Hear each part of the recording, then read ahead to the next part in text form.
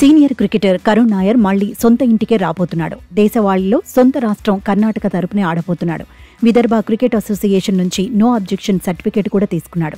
దాదాపు 3 సీజన్ల తర్వాత కర్ణాటక తరపున కరుణ్ నాయర్ ఆడబోతున్నాడు.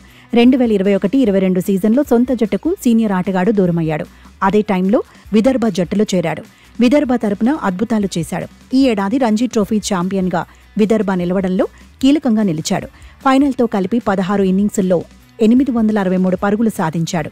53.93 యావరేజ్తో ఆకట్టుకున్నాడు.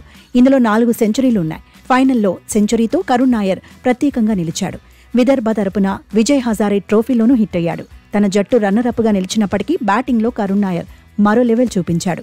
8 ఇన్నింగ్స్ల్లో 779 పరుగులు సాధించాడు. వరుసగా 5 ఇన్నింగ్స్ల్లో సెంచరీలు కొట్టాడు. Strike rate 124.01.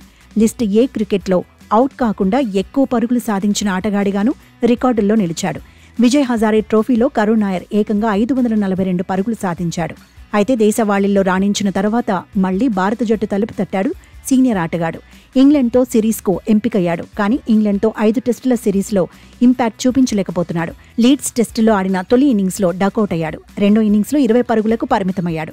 ఆ తర్వాత రెండో టెస్ట్ తొలి ఇన్నింగ్స్లో 31 పరుగులు చేశాడు. రెండో ఇన్నింగ్స్లో 26 పరుగుల దగ్గర ఆగిపాడు. మూడో టెస్ట్ తొలి ఇన్నింగ్స్లో 40 పరుగులు సాధించాడు. కీలకమైన రెండో ఇన్నింగ్స్లో 16 పరుగులే కొట్టాడు. తొలి మ్యాచ్లో 6వ స్థానంలో బ్యాటింగ్ చేసిన కరుణ్ నాయర్ ఆ తర్వాత 2 టెస్టుల్లో మాత్రం 3వ స్థానంలో బ్యాటింగ్ చేశాడు. కానీ ఇప్పటి వరకు వచ్చిన అవకాశాలను వినియోగించుకోలేకపోయాడు. రిథంలో ఉన్నట్టే కనిపిస్తున్న శుభారంభాలు దక్కుతున్న భారీ స్కోర్లుగా మలచలేకపోతున్నాడు. దీంతో 4వ టెస్టులో కరుణ్కు అవకాశం దొరుకుతుందా లేదా అనేది ఆసక్తికరంగా మారింది. 3వ టెస్టుల్లోనూ పెద్దగా ఇంపాక్ట్ చూపించని సీనియర్ ఆటగాడిపై ఒత్తిడి కూడా పెరిగినట్టే కనిపిస్తోంది.